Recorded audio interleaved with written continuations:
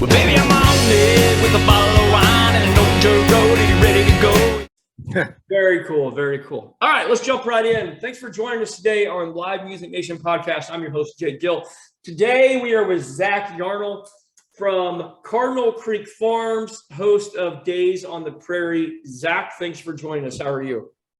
Good. Thanks for having me. Good. Tell us a little bit about you and tell us about the farm. Well, we're an event venue. We host primarily weddings, but we do a lot of different things: murder mystery dinner theater, Christmas, the Day on the Prairie music festival, a lot of different things. How did you get started with the concept of an event venue? Well, we started out as a Christmas tree farm. Okay. And started building our market for the Christmas trees. And while we were building the barn, we thought, well, we might as well build it big, and then we can host all different kinds of events. So yeah. So has that component taken over the Christmas tree component? Yes.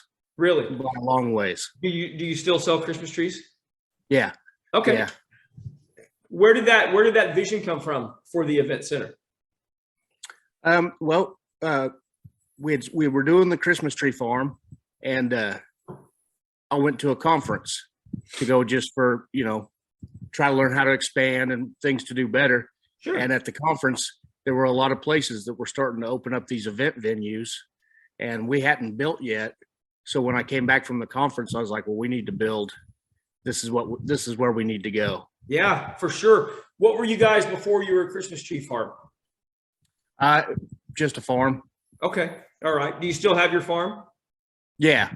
But we just kind of do specialty crops now. We got the Christmas trees. We do peaches and apples and fantastic. Stuff like that. Fantastic. What is it that you like the most about being in an event center? The people. Yeah. It's just fun to be around people. Yeah. It's, especially with the festival, we got a lot of vendors that come out and sell crafts, locals, getting all the locals together, and then the music too. We bring out like 9-10 bands. They play throughout the day. We're located here in the tall grass prairie in Kansas. So it's a beautiful scenery, and it's fun. It's just a really good time. I just enjoy being around the people. Yeah, fantastic. So when exactly is your festival? It's in May, the last weekend in May.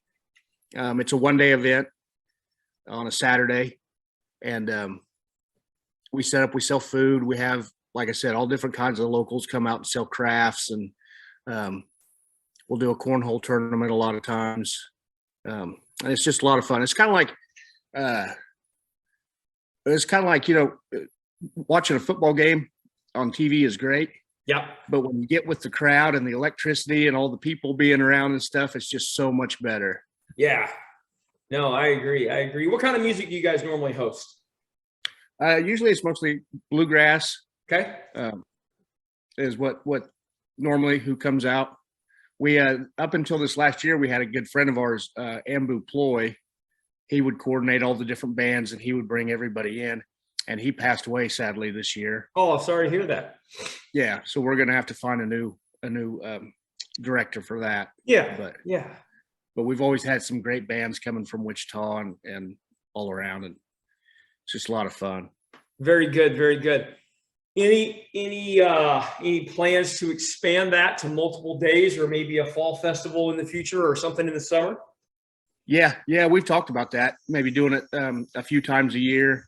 And maybe even making it a 2-day event, especially after this last year. And I don't know if it was because with everything being shut down for so long. Yeah. This last year, it just blew up. Yeah. And we had record numbers this last year, which was great. So I think if we could expand it to a 2-day thing, I think it would be a lot of fun. Yeah. Oh, absolutely. And we've got enough area out here too. We've even talked about maybe setting it up to where, if people wanted to rent camping spots, sure, they could set up and camp for the weekend and get up and enjoy, the music during the day, shopping and that kind of stuff. Yeah, no, that's fantastic. From a Christmas tree farm to an event venue to a full-on music festival. Fantastic. How do people find out more about not just Days on the Prairie, but also your farm? They can find our website at cardinalcreekfarm.org. Okay. And we have a Facebook page, Cardinal Creek Farm. So they can find us on there. And we always keep things posted on what we're doing and that kind of thing. Very good. Very good. Let's go back to the beginning. You mentioned that you went to a conference and a lot of your peers were starting to do event venues. For someone who's just looking to get into the event planning or the event venue, what could you recommend? How can they get started? There's different organizations. NAFDMA is the one that got me started. It's NAFDMA. Okay. And it's all across the country. It's all different farm owners from across the country. They get together once a year. They have a Facebook page also, but they get together once a year for this big conference, and they all share ideas with each other. And everybody is really open with information because nobody considers it competition because, Sure. It's everybody kind of feels like you're not competing with each other. You're not trying to steal somebody's piece of the pie. You're trying to build a bigger pie. Exactly. For everybody. Exactly. So. That's fantastic. Zach, thank you so much. I grew up in Hutchinson, and I had no idea that something in Wichita or outside of Wichita was doing this. So that's exciting for the people of Kansas. Absolutely. Yeah. Like I said, it's a lot of fun. So awesome. Awesome. Thank you so much for joining us today. I appreciate it, Zach. Well, baby, I'm on it with a bottle of